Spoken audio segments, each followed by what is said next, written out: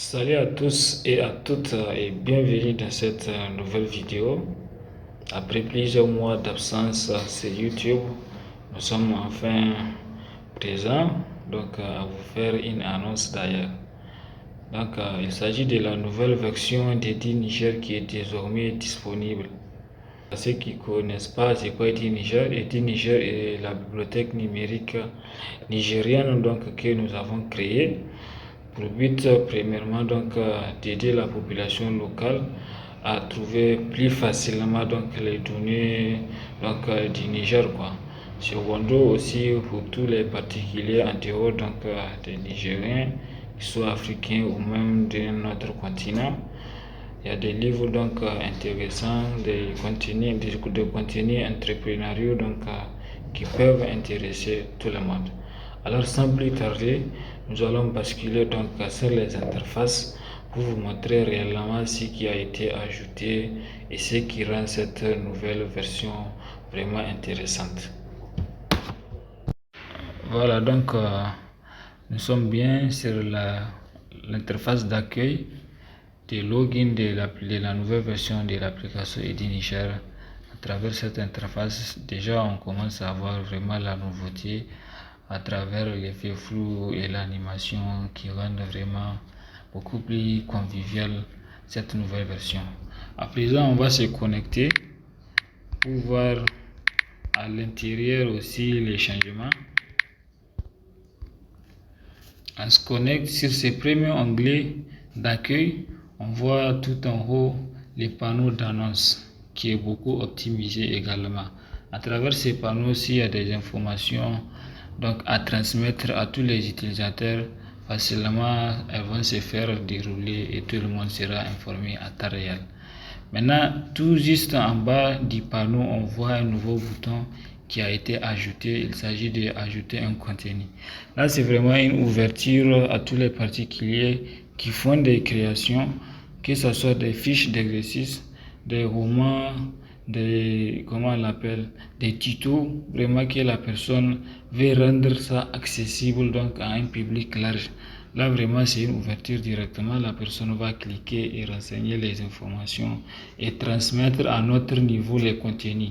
On va passer à une validation. Si tout est correct, facilement ça va s'accepter et la ressource va être dans la plateforme Edi Niger accessible à tout le monde.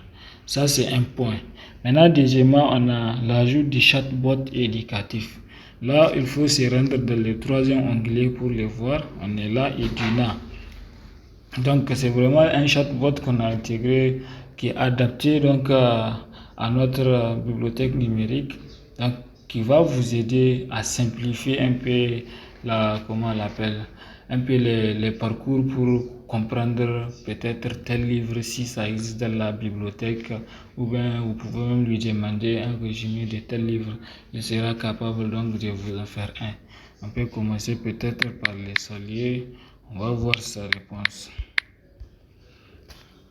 Alors, il a bien répondu comment puis-je vous aider, quelque chose comme ça. Si vous avez des questions par rapport à la bibliothèque Edi Niger, c'est vraiment plus facile de venir sur Edina et lui poser vos questions.